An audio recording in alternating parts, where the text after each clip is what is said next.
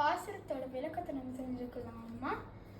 உந்து மாத காலேற்றனோடாத தோல்வலியன். இதுல ஆண்டாள் என்ன சொல்றாங்கன்னா,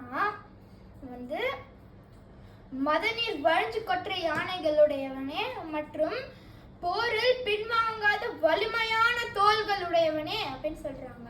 நந்த கோபாலன் மருமகளே நப்பெண்ணாய். இதுல ஆண்டாள் என்ன சொல்றாங்கன்னா, அப்படியாப்பட்ட நந்தகோபாலனின் மருமகளான நப்பின்னை பிராட்டியே அப்படின்னு சொல்றாங்க.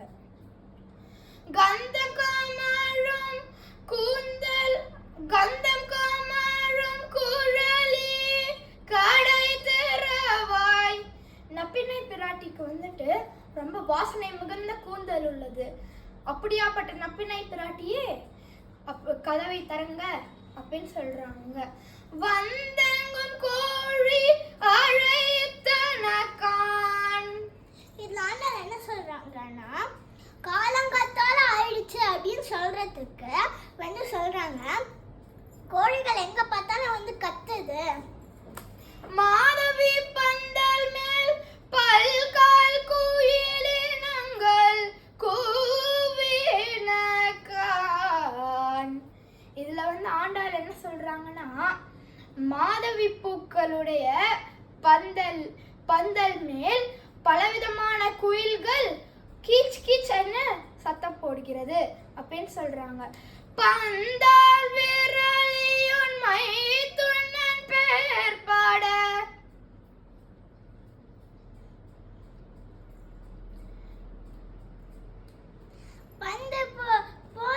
பந்து போல் மேன்மையான விரல்கள் உடையவளே, உன்னுடைய மைத்துனனான கண்ணனுடைய திருநாமத்தை பாட நாங்கள் இங்க வந்திருக்கிறோம். செந்தாமரை கையால் சீராய் வளையொலிப்ப வந்து தேராவாய் மகிழ்ந்தேலோரெம்பாவாய். இதுல என்ன சொல்றாங்கன்னா, ஆண்டாள்